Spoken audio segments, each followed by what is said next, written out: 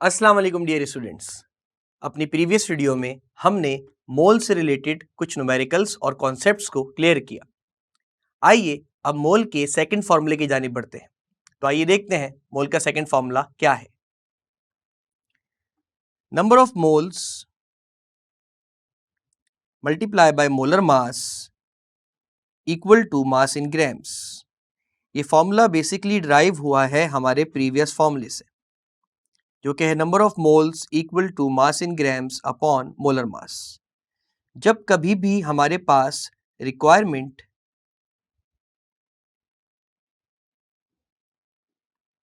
मास की होगी, यानी मास मालूम करना होगा किसी सब्सटेंस का, और हमें given parameter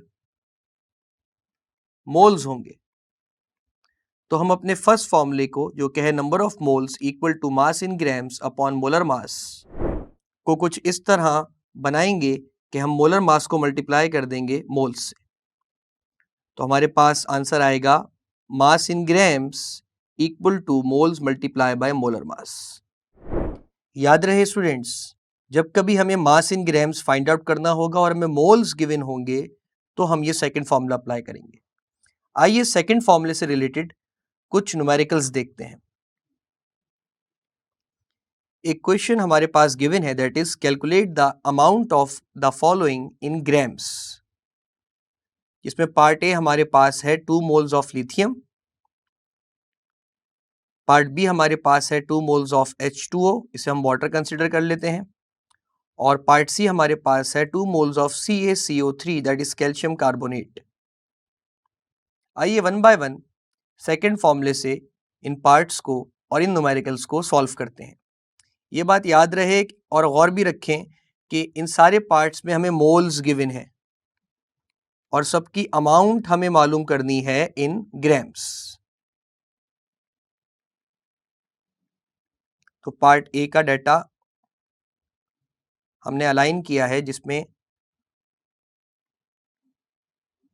mass in grams for lithium हमें फाइंड आउट करना है,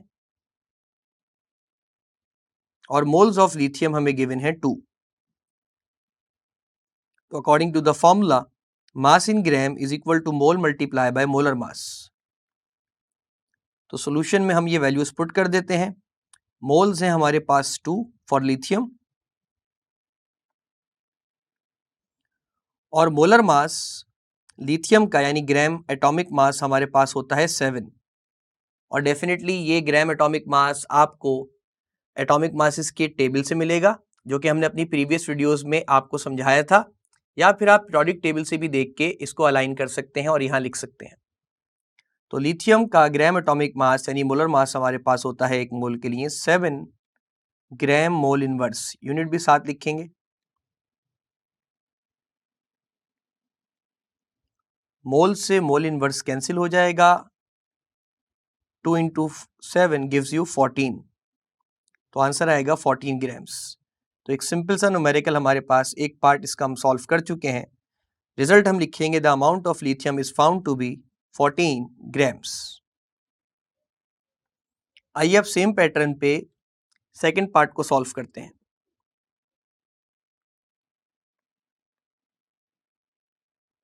पार्ट सेकंड, जिसमें 2 मोल्स ऑफ H2O हमें गिवन है, इसका भी डेटा लाइन कर लेते हैं।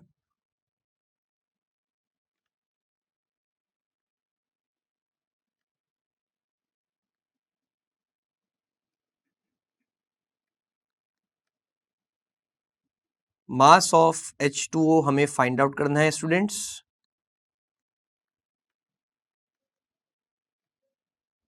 मोल्स ऑफ H2O हमें गिवन है,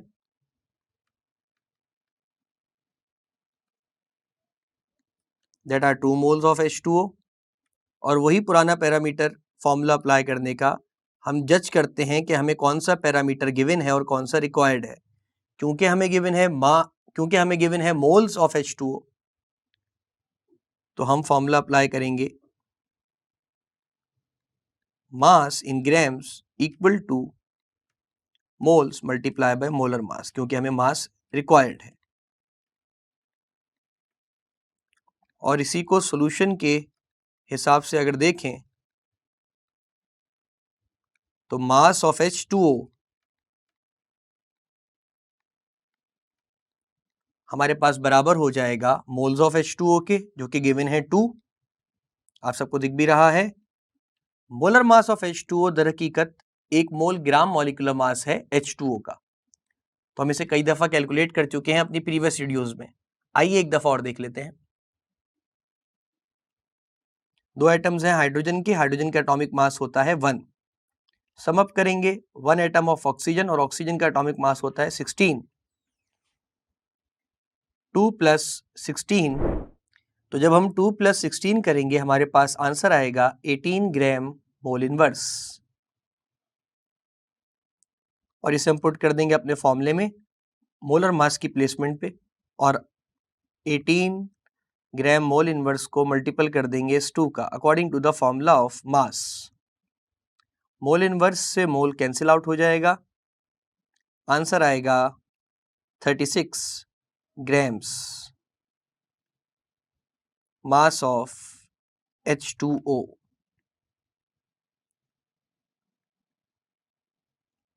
तो इसका रिजल्ट हो जाएगा हमारे पास the amount of H2O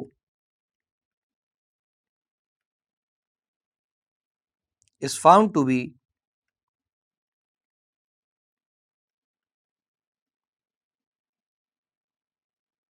36 grams। मुझे उम्मीद है इस फॉर्मूले से रिलेटेड आपकी प्रैक्टिस भी जारी होगी। जब कभी कोई न्यूमेरिकल वीडियो आपको समझाई जाए तो साथ साथ इसमें सॉल्यूशन किया करिए। वीडियो को पॉज कर दिया करें और हमारे साथ बाद में आंसर को मैच करा करें, तो इससे आपके फॉर्मूले की प्रैक्टिस भी होगी और न्यूमेरिकल्स पे भी ग्रिप स्ट्रांग होगी। आइए देखते हैं सेम फॉर्मूले से रिलेटेड पार्ट सी, ताकि प्रैक्टिस मजीद हो जाए। अभी भी हमें अमाउंट मालूम करना है इन ग्राम्स, और हमारे पास मोल्स गिवन हैं कैल्शियम कार्बोनेट के, दैट इज CaCO3।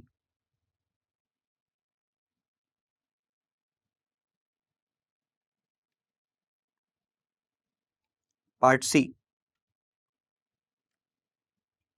डेटा बहुत सिंपल सा है, जो कि हमारे जहनों में भी है, क्योंकि almost similar sort of data हमारे पास गिवन था। मास ऑफ CaCO3 हमें फाइंड आउट करना है। मोल्स ऑफ CaCO3 हमें गिवन है न्यूमेरिकल के इस पार्ट में, जो कि 2 मोल्स ही हैं। इस बेसिस पे हमने अब तक जो 2 फॉर्मूले पढ़े हैं उसमें सेकंड फॉर्मूला अप्लाई करेंगे, that is mass in grams equal to mole multiply by molar mass.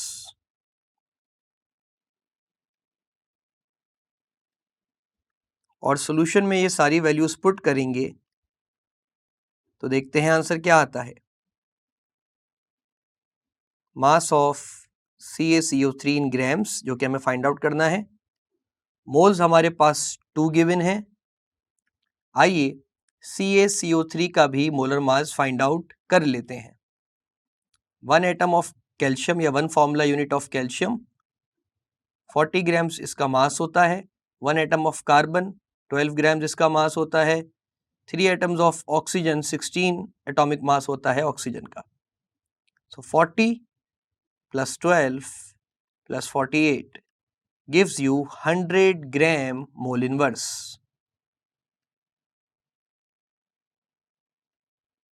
और जब हम CaCO3 का ये मोलर मास इस फॉर्मूले में पुट करेंगे तो यूनिट कैंसिल आउट हो जाएंगे मोल इंटू मोल इनवर्स में, और 2 इंटू 100 गिव्स यू 200 ग्राम्स। तो हमारे पास मास ऑफ कैल्शियम कार्बोनेट भी आ चुका है। इसका रिजल्ट भी उसी पैटर्न पे अलाइन करते हैं। द अमाउंट ऑफ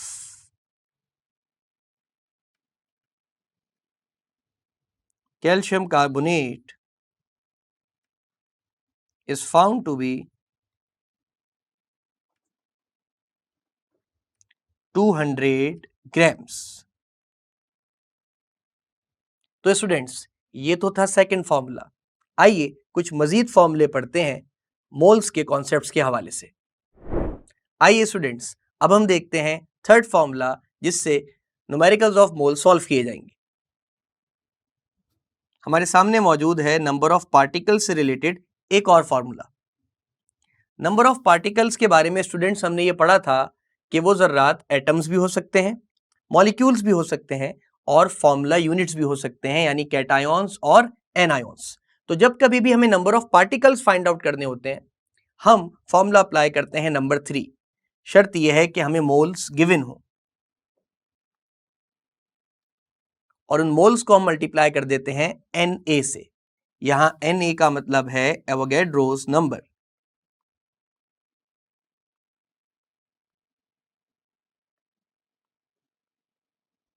और एवोगैड्रोस नंबर होता है 6.02 into 10 raise to the power 23। आइए क्वेश्चन सॉल्व करते हैं इसी फॉर्मूले से related. Calculate number of particles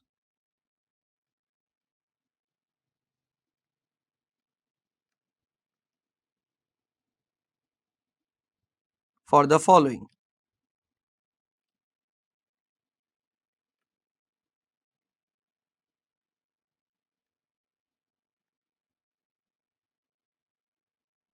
part A में हम लिखते हैं 2 मोल्स ऑफ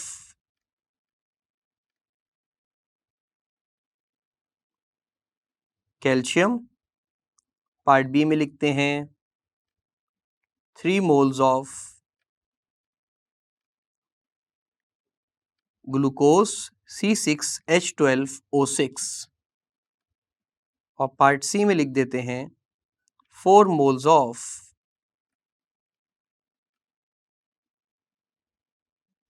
KBr।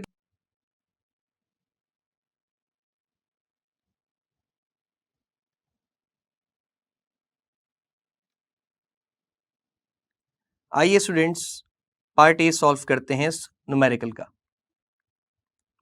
हमसे कहा जा रहा है कि number of particles find out करो जबकि तुम्हें मोल्स गिवन हो। तो according to our third formula, अगर हम इसका डाटा अलाइन करें तो हमारे पास number of moles of calcium हमें गिवन है और वो है 2 मोल्स, और नंबर ऑफ पार्टिकल्स यानी नंबर ऑफ एटम्स हमें कैल्शियम के लिए फाइंड आउट करना है।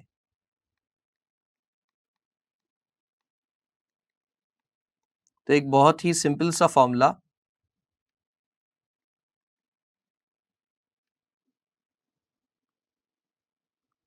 हम गिवन और रिक्वायर्ड पैरामीटर्स पे अप्लाई करेंगे।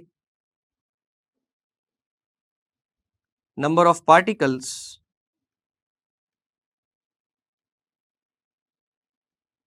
Equal to mole multiply by Avogadro's number.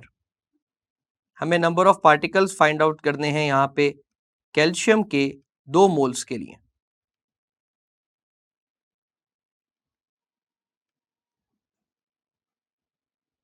तो हम यहाँ लिख देंगे 2 मोल्स, और एवोगैड्रोस नंबर की वैल्यू हम सबको याद होनी चाहिए क्योंकि ये कांस्टेंट वैल्यू है, 6.02 10 raise to the power 23 mole inverse, यानी एक मोल में इतने पार्टिकल्स होते हैं। तो मोल से मोल कैंसिल आउट। अब यहाँ पे एक बहुत काम की बात, हमारे पास क्योंकि हम सिंपल कैलकुलेटर यूज करते हैं, तो इन 2 मोल्स को, जो कि हमारे पास एक डेसिमल नंबर है, डेसिमल नंबर से मल्टीप्लाई करेंगे और इस एक्सपोनेंशियल टर्म को हम अलग रखेंगे। तो जब 2 को हम 6.02 से मल्टीप्लाई करेंगे, हमारे पास आंसर आएगा 12.04 into 10 raise to the power 23 number of particles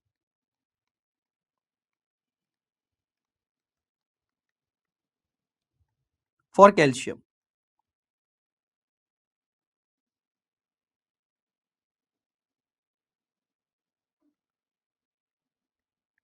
यहाँ एक और बात सुनते रहिए स्टूडेंट्स, वो ये कि जब कभी भी हम किसी साइंटिफिक नोटेशन को यानी डेसिमल और एक्सपोनेंशियल टर्म के अंदर डेसिमल पॉइंट को लेफ्ट हैंड साइड पे मूव करते हैं तो बेस 10 की पावर में +1 ऐड करते हैं।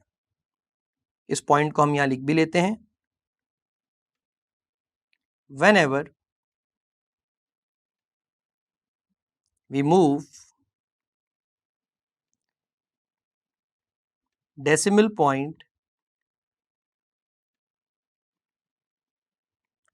to the left hand side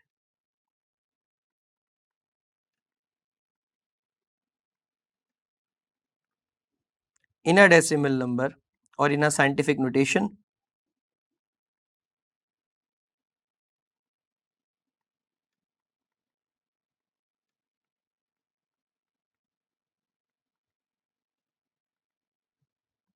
we add +1 to the base 10 according to number of placements।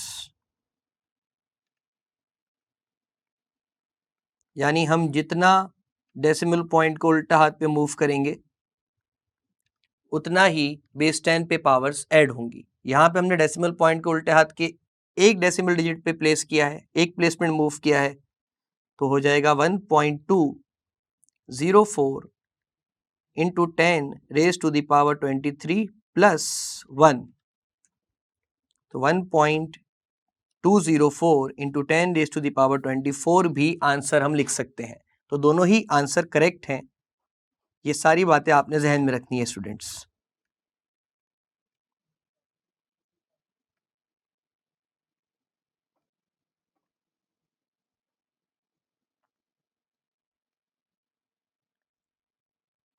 अच्छा, इस थर्ड फॉर्मूले से रिलेटेड एक और आसान सी बात सुनते रहिए, वो ये कि जैसे कि हमारे पास 1 डजन में क्वांटिटी होती है 12, तो 2 डजन में कितनी हो जाएगी? अगर आपके जहनों में फौरन से आंसर आया है 24, तो आप बिल्कुल सही कह रहे हैं। ऐसा आपने कैसे किया? उसकी वजह यह है कि आपने जर्नली 2 को मल्टीप्लाई कर दिया 12 से, जिसकी वजह से आंसर आया 24। सिमिलरली एक मोल में हमारे पास नंबर ऑफ पार्टिकल्स होते हैं 6.02 into 10 raise to the power 23। तो अगर बाकी तमाम मोल्स हमसे पूछे जाएं तो हम सिंपली उन मोल्स को मल्टीपल कर देंगे इस कांस्टेंट वैल्यू के, दैट इज एवोगैड्रोस नंबर, और जिसकी वैल्यू है 6.02 into 10 raise to the power 23। इसका मतलब इसी बात को या इसी कॉन्सेप्ट को जहन में रखते हुए अगर हम नेक्स्ट पोर्शन सॉल्व करें तो क्या होगा, आइए देखते हैं। नेक्स्ट पोर्शन में हमारे पास वैसे कहा गया है कि हमें 3 मोल्स ऑफ ग्लूकोज के number of particles find out करने हैं। तो अगर आपके जहनों में ये बात पहले से आ चुकी है कि हमें 3 को मल्टीपल करना होगा एवोगैड्रोस नंबर के, तो आप बिल्कुल सही सोच रहे हैं। आइए जरा जल्दी से इसका डेटा अलाइन करते हैं और फौरन से इसका आंसर निकालते हैं। डेटा के मुताबिक हमारे पास मोल्स ऑफ ग्लूकोज हैं 3। ठीक है जनाब, और number of particles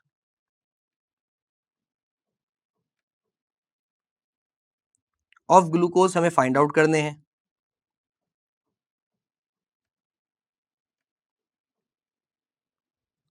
so according to the third formula, जो आपने जहनों में सोचना भी है रिक्वायरमेंट और गिवन पैरामीटर्स के एतबार से,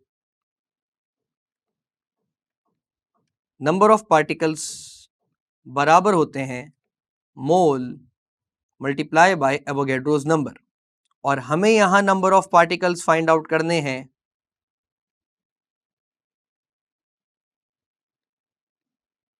ग्लूकोज के लिए।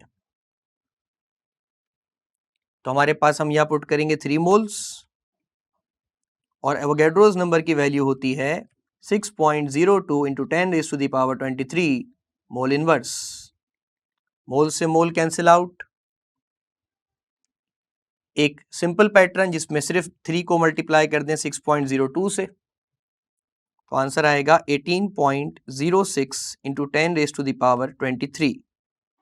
और एक कॉन्सेप्ट जो आपको अभी अभी सिखाया गया कि अगर किसी साइंटिफिक नोटेशन में यानी एक एक्सपोनेंशियल टर्म में और डेसिमल नंबर में अगर हम डेसिमल पॉइंट को लेफ्ट हैंड साइड पर मूव करेंगे तो बेस 10 की पावर हमेशा इंक्रीज होगी, +1 ऐड करेंगे जितनी प्लेसमेंट हम डेसिमल पॉइंट को मूव करते हैं।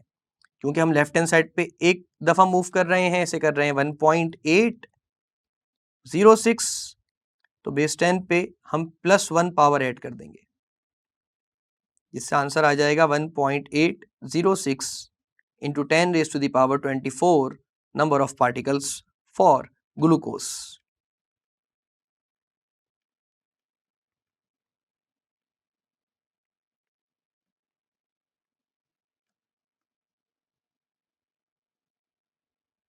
तो आप इसे 18.06 इंटू 10⁻23 भी कह सकते हैं और 1.806 इंटू 10⁻23 नंबर ऑफ पार्टिकल्स भी कह सकते हैं। दोनों ही आंसर करेक्ट है। हम ये दोनों आंसर्स आपको बता क्यों रहे हैं, आपके ध्यानों में यकीनन अगला सवाल यही आ रहा होगा।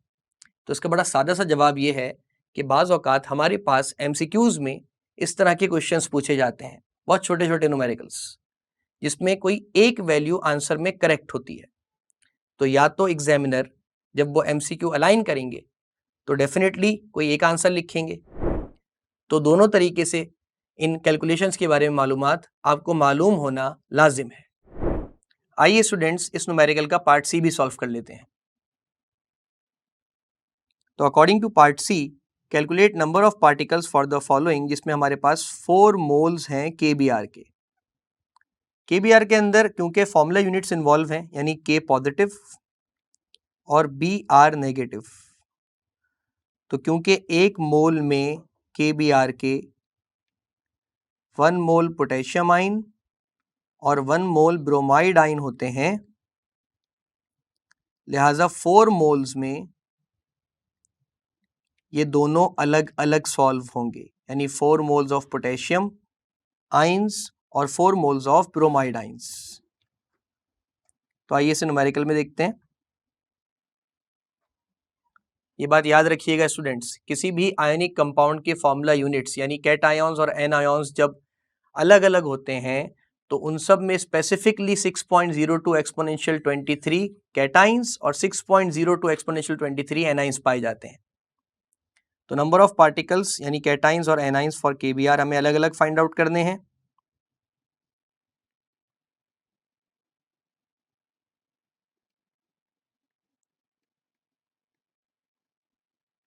KBr produces K positive and Br negative ions, तो इसका मतलब दोनों के मोल्स ही हम अलग अलग कर देते हैं। मोल्स ऑफ पोटेशियम ये भी 4 हो जाएंगे और मोल्स ऑफ ब्रोमाइड ये भी 4 हो जाएंगे। So according to the formula,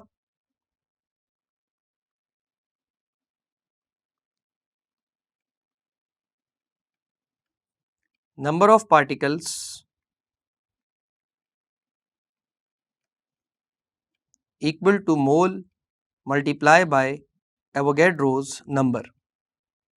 तो अगर हम सबसे पहले कैटाइंस फाइंड आउट कर लें इसमें, यानी नंबर ऑफ पार्टिकल्स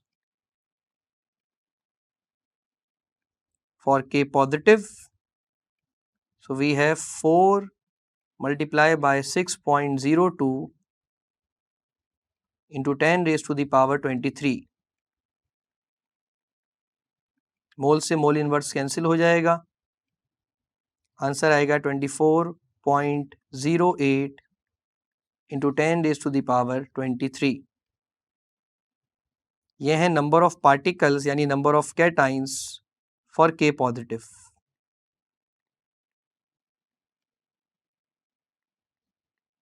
जिसको आप कुछ इस तरह भी लिख सकते हैं जैसा कि हमने आपको बताया था, और करके अगर हम इसका decimal point left hand side पे मूव करें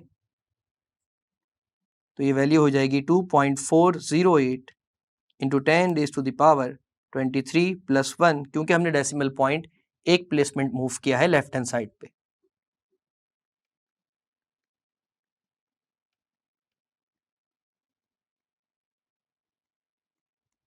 यह है नंबर ऑफ पार्टिकल्स या cations for K positive. Similarly यही पैरामीटर अप्लाई होगा बी आर नेगेटिव पे।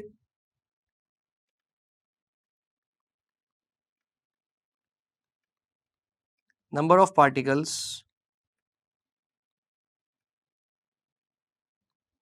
मल्टीप्लाई बाय मोल इनटू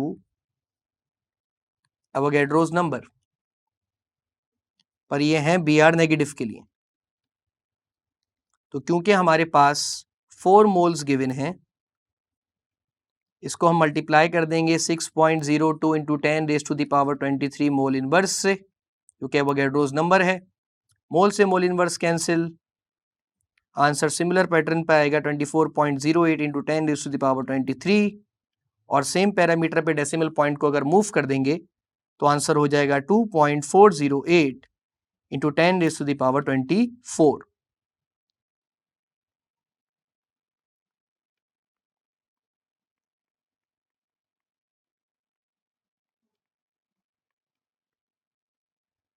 यहाँ पे एक इंपॉर्टेंट बात जो हम सबने याद रखनी है वो ये कि जब कभी भी फॉर्मूला यूनिट्स की बात की जाए, यानी किसी आयनिक कंपाउंड की बात की जाए, तो उसके कैटाइंस के नंबर ऑफ पार्टिकल्स अलग कैलकुलेट किए जाएंगे और एनाइंस के अलग कैलकुलेट किए जाएंगे।